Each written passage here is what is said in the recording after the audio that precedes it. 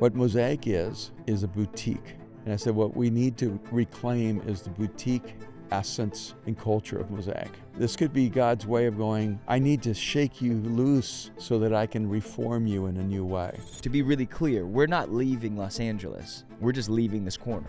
And so our commitment to LA and the world still rings true. It's just going to look different.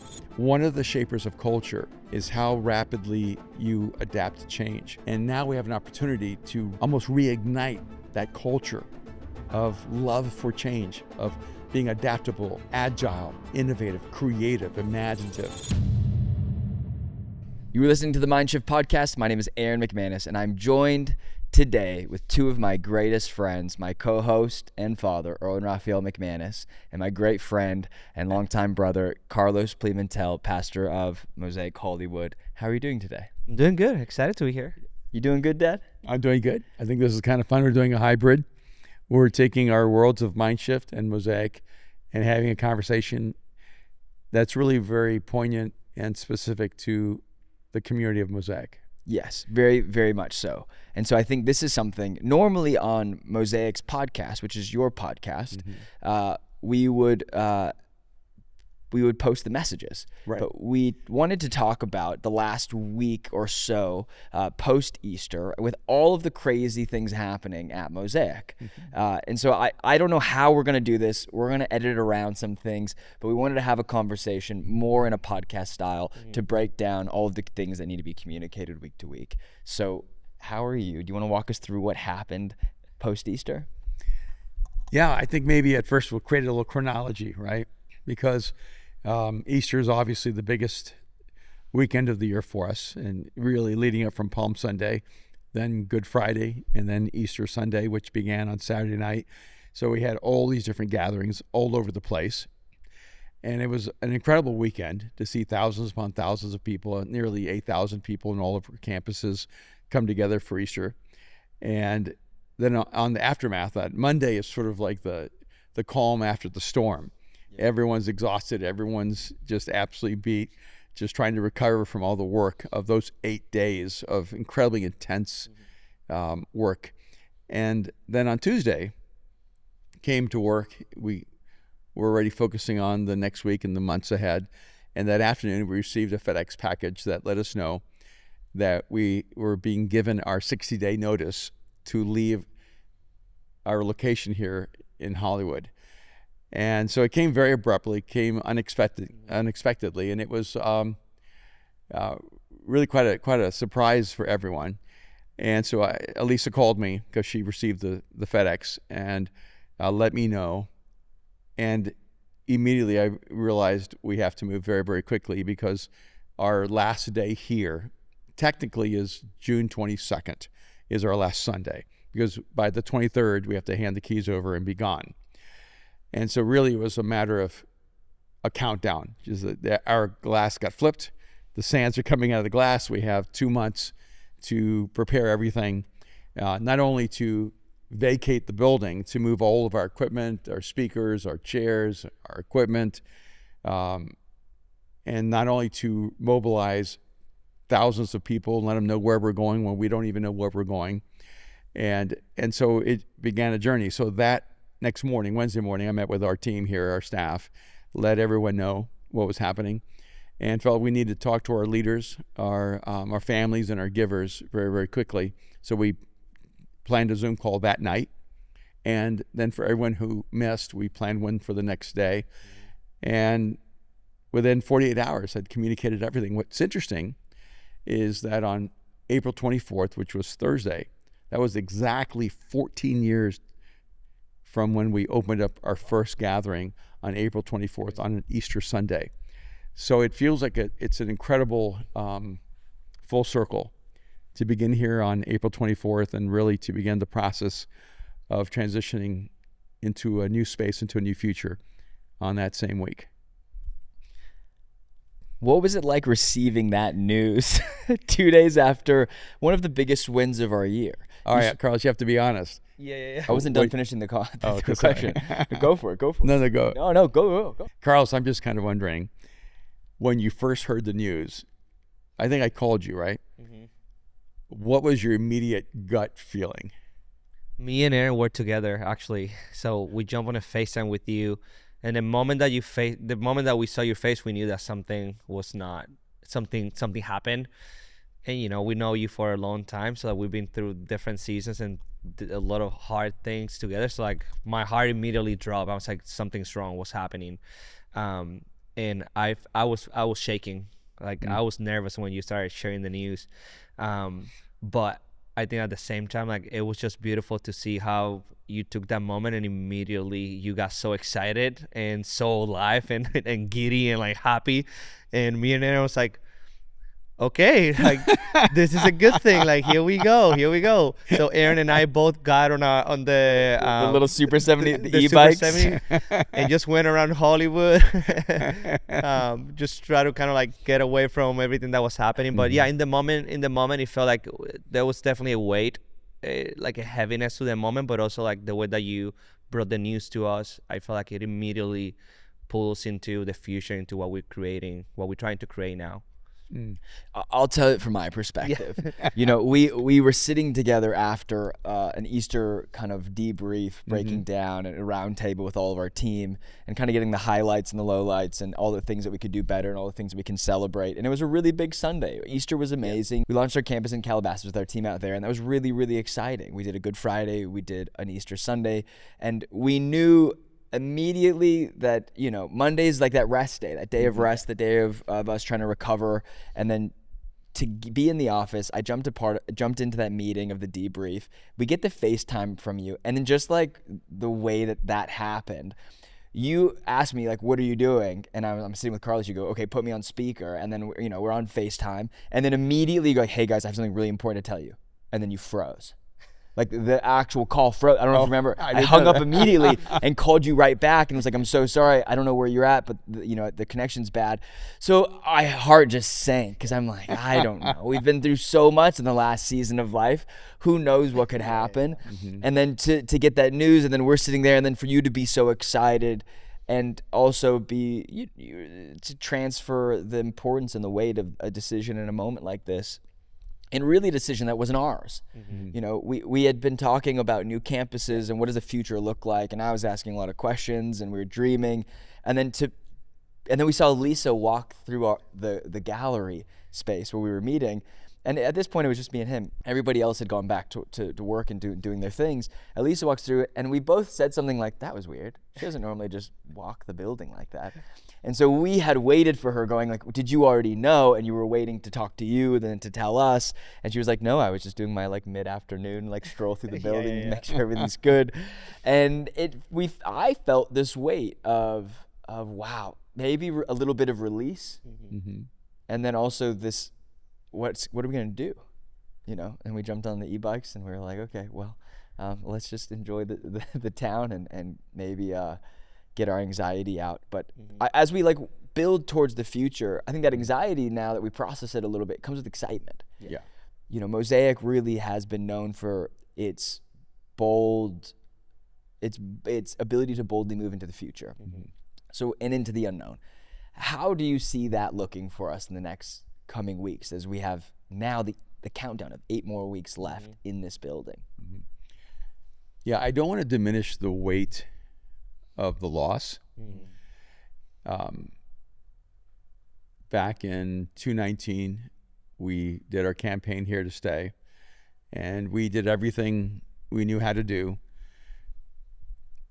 including asking God over and over again to help us raise the money to buy this building.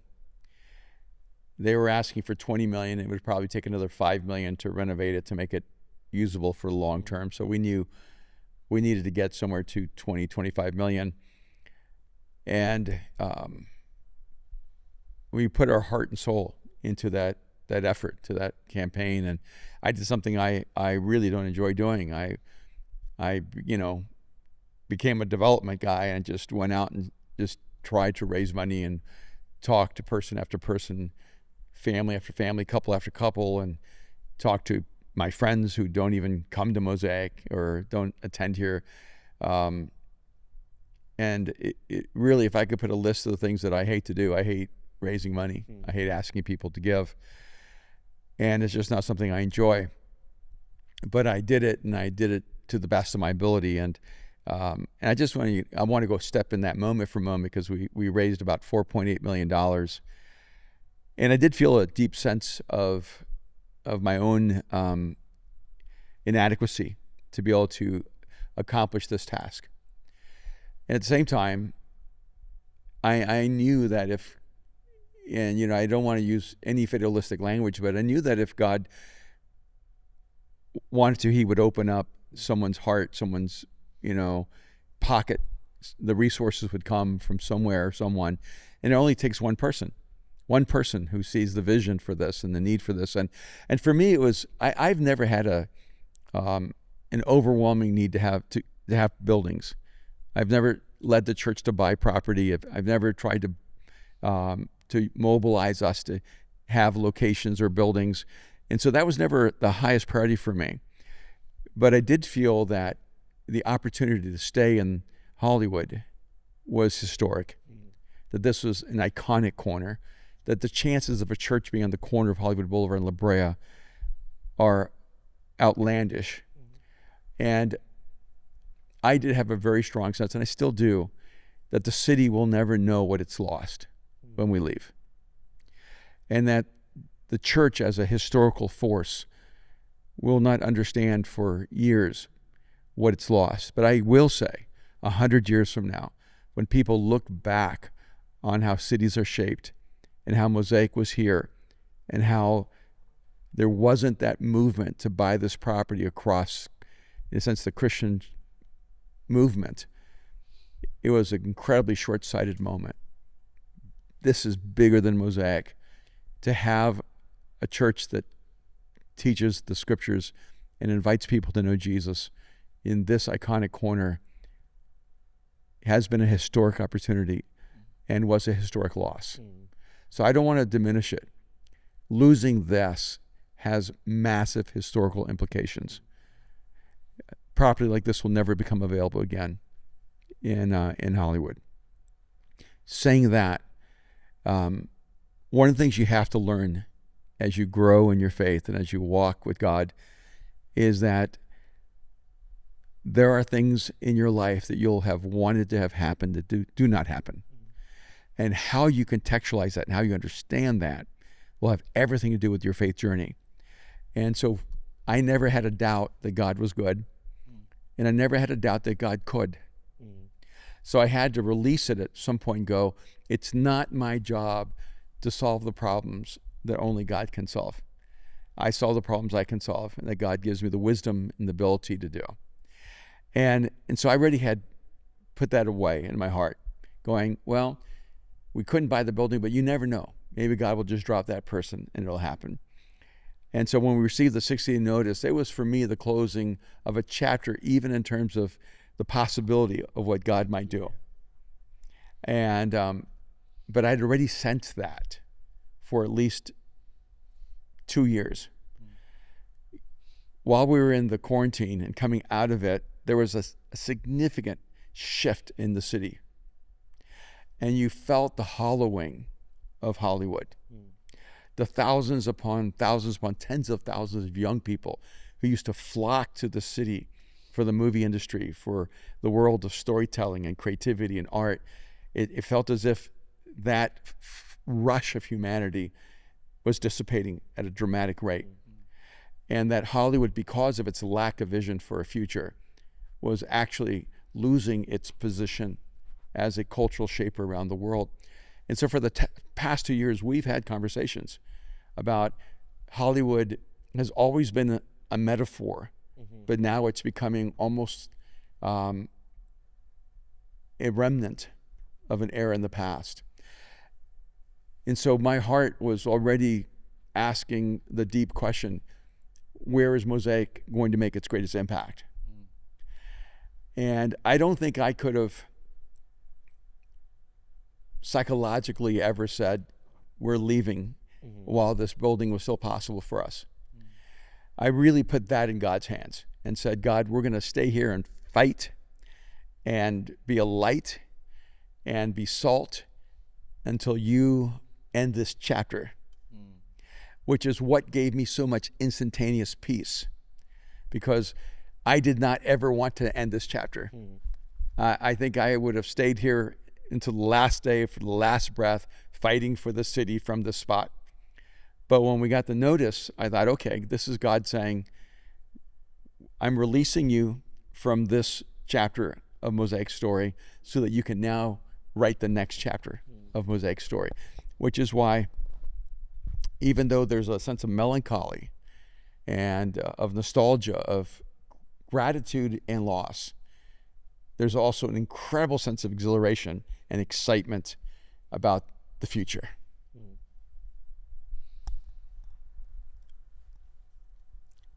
There's a lot to process, because I think I remember being a part of the Here to Stay conversation. I was a part of the Here to Stay campaign. I was looking after the Venice campus, and we were there together, and we would pop in at nights to do Hollywood together. And it was one of the most exciting times that I've ever been a part of a church. And, you know, growing up in church, and you grew up in church as well as a pastor's kid, I think for myself, watching that happen, and it was really unique because it was a big faith moment. We really raised more money than we've ever raised before. 4.8 felt like a huge win to us. It was huge. And to be really honest, I remember this, and because I think you missed a couple of details, because you have a hard time ever celebrating your own victories. But I think they offered us the building at $26 million. Then you negotiated it back down to like 19, 20, 21 in that range. And they were like, if you can get in that range, we'll sell it to you. And then to raise 5 felt like this massive shortcoming. But from the outside looking in, I'm going, we did something we've never done before. Our average age of our church was in the mid to late 20s. That's unheard of. Most of the very young people are actually really young, trying to make it in Hollywood, trying to make it in the industry, trying to get tech jobs.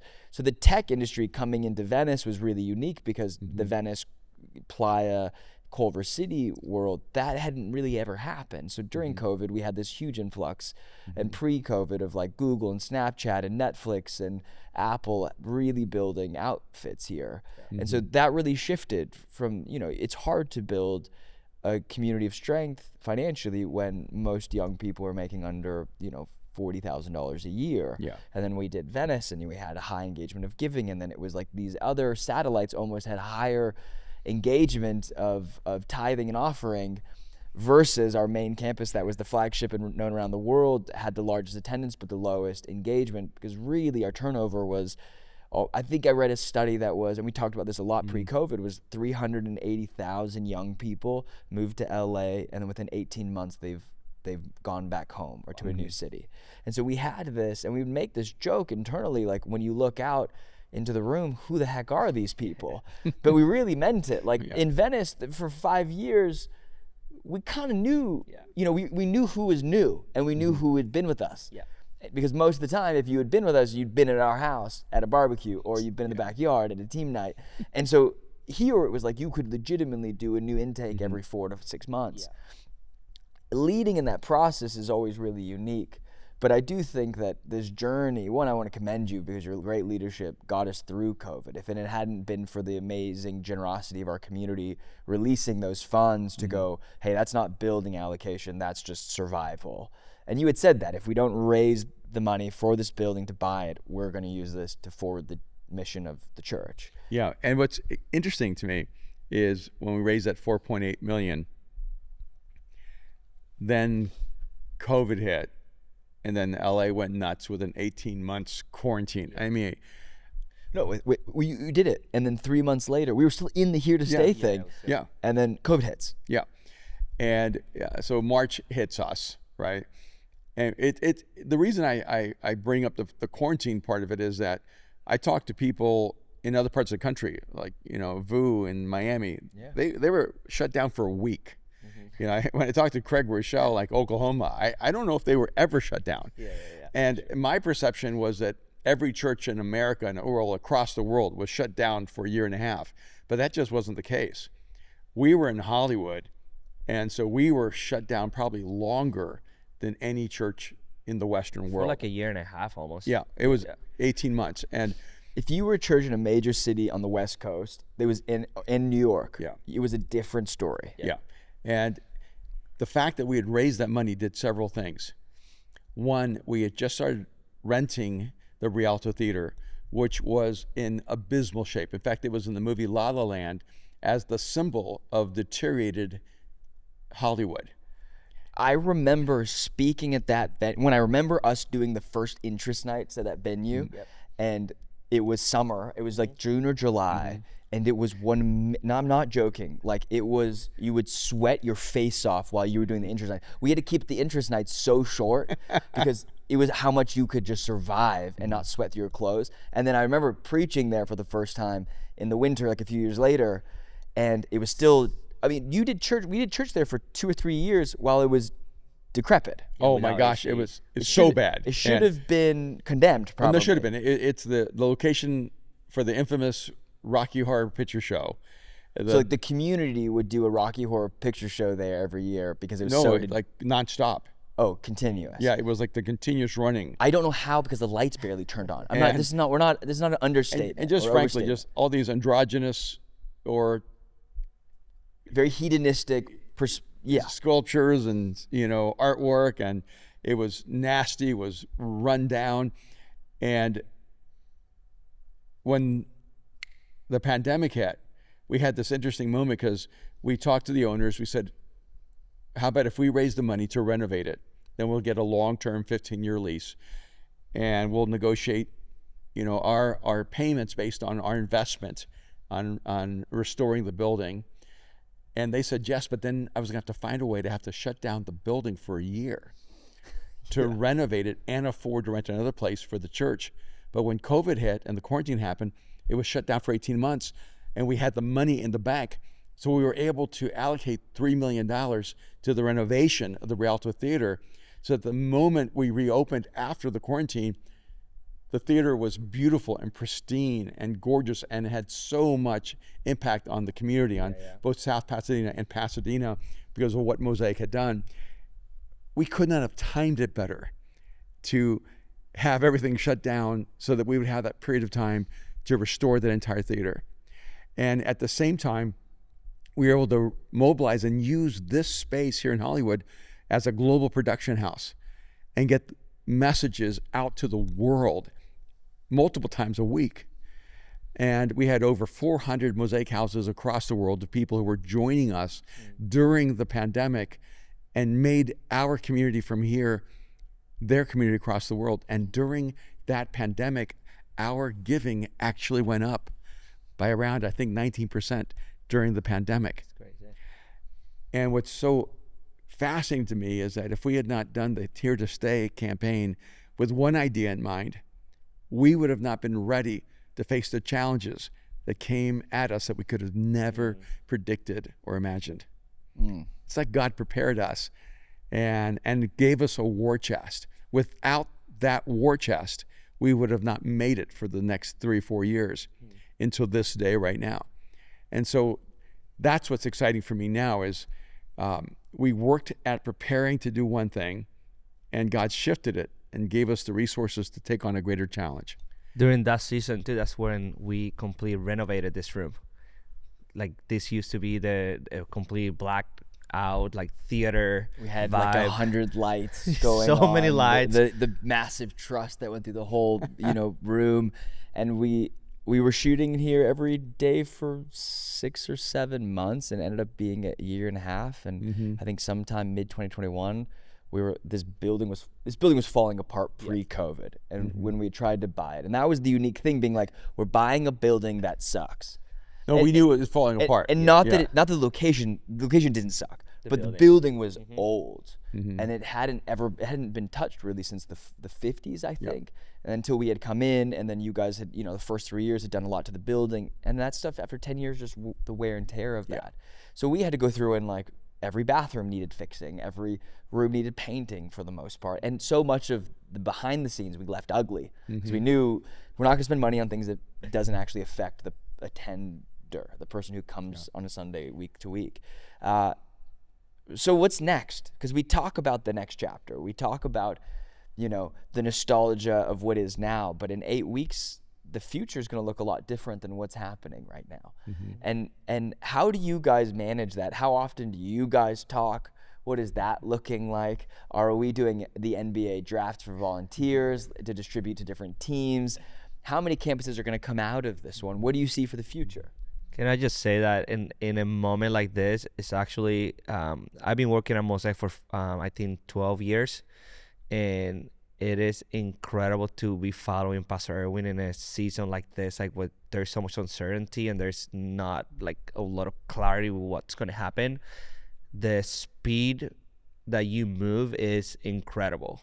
Like it's a little scary for us, like we're trying to keep up and trying to follow, but the just the speed and the the clarity and the direction that you bring is, to me, it's fascinating. I call you after I FaceTime you after the first meeting with families and givers, because I was overwhelmed, just thinking like it's such an amazing moment that we're about to step in, but to me, like, there's not a better leader to follow in a season like this. So to your question of where we're going, what's going to happen, there's a lot of work that we're doing behind the scenes that we there's no days off right now. We're talking about all of this every single day, like looking for opportunities, looking for venues, like thinking how we're going to execute this and transition it in the best way.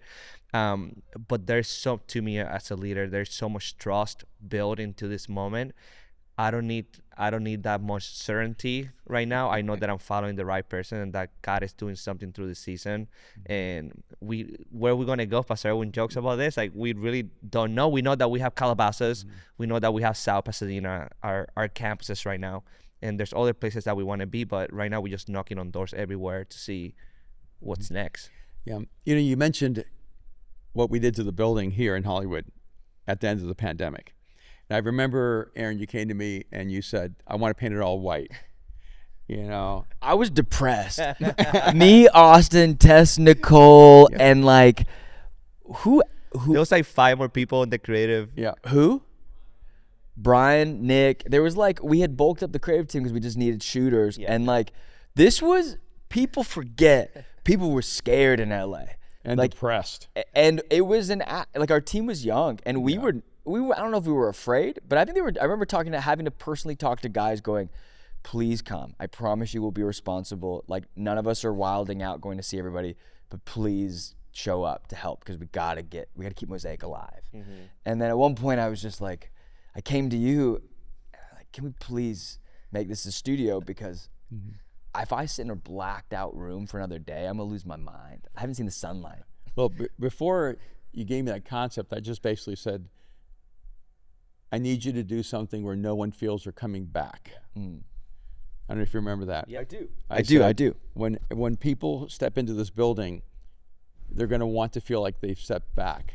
And we need them to feel as if they've stepped forward. And so I don't want them to think that when the pandemic's over that we're going back to 2020. We're going forward to 2022. And so when you said I want to paint it all white, I did have, I test marketed that with a few people and it did not go well. In fact, across the board, I think I got, what? It's going to be cold.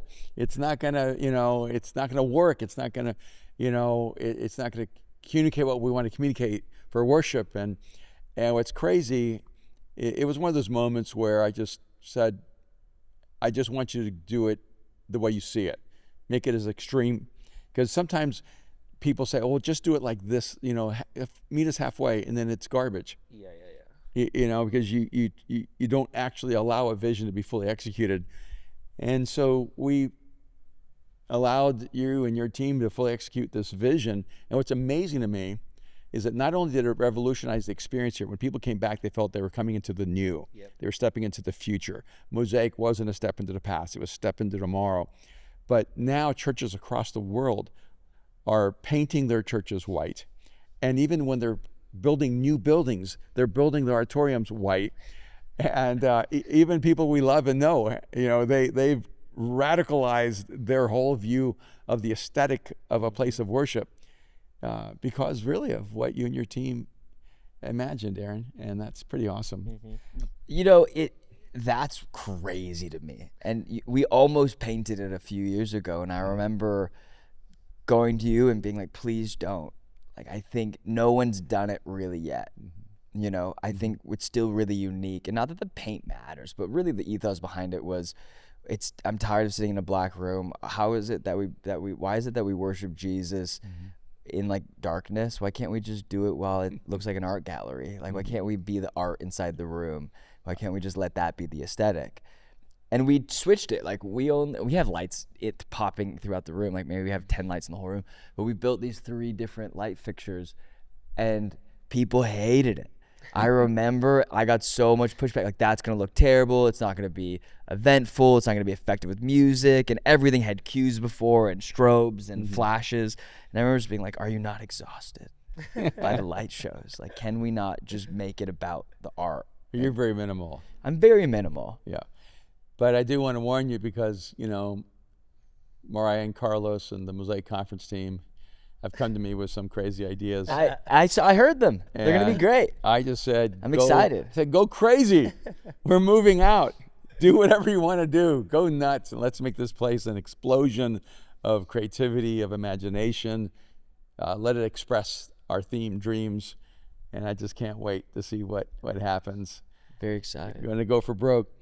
And that's a part of the fun of the future, is when in a sense, when you lose everything, you have nothing to lose. And, so we've lost our home. We've lost our place. We've lost our corner on Hollywood Boulevard. So now we have nothing to lose. We can go create the future. We can be courageous. We can be adventurous. We can be innovative. We can be creative. We can be extreme.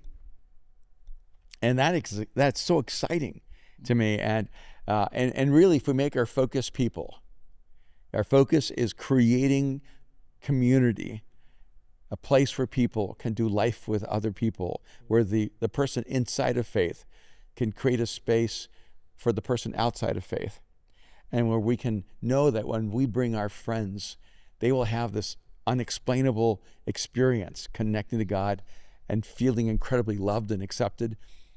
I'm just really excited about that. And when we did New York, I felt like I had a personal, fresh vision of Mosaic. And I remember one time, I guess, when we were meeting one of the storefronts and doing a weekday there, and we didn't know if anyone was showing up, and we're just like wondering, are we going to be empty? I think it was raining one of those days. And after I was finished speaking, you guys came and said to me, "It seems like you like this more than doing the big things." I said, I just love the rawness of starting things from scratch. I love the rawness of the new. There's just something really special. And we're walking. I said, what Mosaic is a boutique. And I said, what we need to reclaim is the boutique essence and culture of Mosaic. And I feel, I know it sounds crazy, but this could be an answer to prayer. This could be God's way of going, I need to shake you loose so that I can reform you in a new way, so that you can be an expression of the future of the church.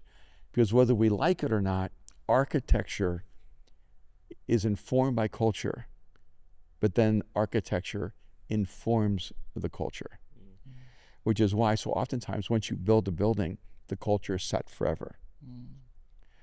And here we are, the shell of the soul of Mosaic is being removed.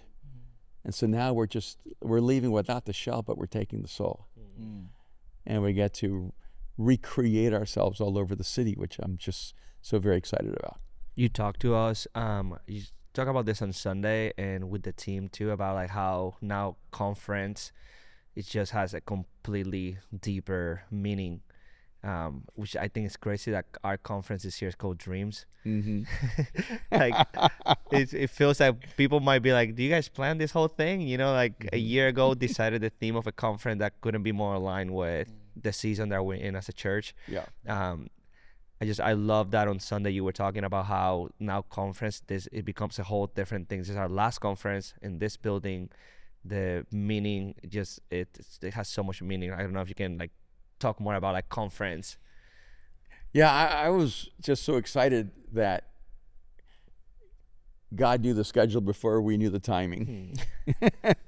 That we have a conference coming up. If we knew we were coming to the end of an era, we're coming to the end of a 14, 15-year run, we would have planned an event. Yeah. We would have planned like a 2-day event. We would have invited friends to Yeah, come yeah, and yeah. speak. We would have planned to have 2-3 days of nonstop worship. We would have gone crazy. We would have done our version of a rave. It would just been nuts, and we would have probably called it Dreams, because we wouldn't simply be focused on memories. We'd be focused on dreams. And so I think Mosaic Conference it's just the perfect moment at the perfect time. And I just want to encourage everyone listening, you cannot miss this conference. You have to be here. Just take a vacation, take time off of work, find a way to get here, be here for those days, and stay all the way through Sunday. Have the entire experience, because we're going out with a bang. We're throwing a party, and everyone's invited, and you don't want to miss this party. Love that. But it just happens to be called Mosaic Conference. What are the exact dates? The dates for the conference, we start on May 22nd, and it's that whole weekend. We start on Thursday, and then Thursday, Friday, and Saturday, and then we end up with a big Sunday celebration. That's incredible. So May 22nd. So May 22nd, 23rd, 24th. Yep. Normally in the past, we would, a lot of people would fly in for May 22nd, 23rd, but I would say you should stay for the whole weekend, because this will be one of the greatest conferences that we've ever done. And I think it will be marked in history on this corner, in this city, in this country, and maybe in this world, how effective that this message will be. I'm really excited for the next chapter. I couldn't imagine doing it with anybody else but you two and the amazing friends that we have around the world. I was talking to you on Monday after Easter, and I was like, man, I just felt like so much of my faith was reignited. So much of what I felt like I lost during COVID was kind of recovered on the Easter weekend. It was so healing and for me. And so it's crazy. Then the next day I was like, okay, God, I'm still broken. But to get the news on Tuesday that this is all happening is really big. And I just want to keep breaking down conversations as we move into the future and move into these new neighborhoods or in around. And I like to be really clear, we're not leaving Los Angeles. We're just leaving this corner. Yeah. And so our commitment to LA and the world still rings true. It's just going to look different. And so I'm excited to see how the dreams come into fruition and come into reality over the next coming years. Love it. Yeah, what's exciting to me is that Mosaic has always had almost like a two-dimensional strategy, in that we look for epicenters and we create epicenters. When we were downtown at the Mayan, we created an epicenter, because anyone who knows LA knows downtown is not an epicenter. Downtown is almost like a shell of a city. It's not like New York or Chicago or what San Francisco was before. And it isn't a place where people just naturally come to. But when we moved Mosaic to the Mayan, people came from all over the city. And that was in downtown. Downtown. Downtown was deserted. It was deserted. It was way before the Arts District revival. all that. Yeah. Yeah. Soho House. Yeah, and we actually even had a warehouse down in that Arts District, because we created epicenters. And a lot of people would think that this corner of Hollywood Boulevard in La Brea would be an epicenter we stepped into. But what we discovered was that it wasn't an epicenter. No one comes here who lives in LA. No one drives to this corner, or no one drives to the street. Only tourists really come here. So what we thought we were doing was moving into an epicenter. And what we realized God called us to do was to create an epicenter. And what I do love about Mosaic is that we don't need epicenters to have momentum. We create epicenters with our momentum. So we're going to look really strategically at the city and go, where are our people coming from? Where can we have expressions of Mosaic where it's easier for them to bring their friends and coworkers and the people in their lives and networks? And then where can we strategically create epicenters if there isn't an epicenter? And that for me is really, really exciting. And sometimes you don't have control over where the epicenters happen. An area just begins to emerge, and people are drawn there, and it grows there. And other times you have like a momentary epicenter, and you think, oh, it's going to change the world, and it only lasts for a few years. But one of the things I love about Mosaic, in the way that God has built us over the years, is that we create such a unique community that wherever we have an expression, people will find a way to get there. And now we just want to make it a little bit more strategic. And since we're moving, we might as well move toward the people rather than away from them. And so I'm excited. We're praying and looking west in that whole Culver City, west side area, Century City, all over there. And we're, looking and already toward what we're doing in Calabasas. We've already launched that, but that's going to grow and be a really significant epicenter for us. And then we're looking at areas like Studio City or Valley Village or Sherman Oaks, that area over there at the intersection of the 405 and the 101, and as another strategic kind of potential epicenter. But we don't know, because we're going to look and see what opens up, what doors open for us, and we're just going to move fast. And that is funny when you say that, Carlos, about moving fast, in that we talked about this in the arena, but one of the shapers of culture is how rapidly you adapt to change, how fast you change. And one of Mosaic's cultural uniquenesses historically was that our culture was able to change fast. We're very adaptive, very innovative, very creative. In that sense, a very humble culture that moved agilely and creatively. A part of what has happened over 14 years here is a lot of people have come and they've had stability and predictability. And now we have an opportunity to almost reignite that culture of love for change, of being adaptable, agile, innovative, creative, imaginative. And that's going to be part of the fun of it. So we're losing something really important, but we're gaining something incredibly important. Well, I think this was a great first take on a Mindshift and Mosaic podcast. Thank you for joining me, but really I'm just hosting you guys having a conversation. Thanks, Carlos. Thank you, Erwin. Thank you, Dad. I don't know why I called you Erwin. That's so weird. Both pastors, both people that I love and respect. Cannot wait for next week and hopefully we can do this more. I would love to keep doing this as we transition and keep moving and looking for new spaces. Invite you guys to pray with us, to give with us, to connect with us as well. And we'll add all of those links to the bio. If you're listening to this and you're on Mosaic's podcast, we love you. Thank you for tuning in each week. And I hope if you're blessed by these podcasts that you will join in giving with us and letting us know that you're part of our community globally or within Los Angeles or around the world. Let us know, please. And if you're part of Mindshift, thank you guys so much for jumping in on a really interesting internal conversation that we're having with our family and friends around the world. We love you guys, and we'll see you next week.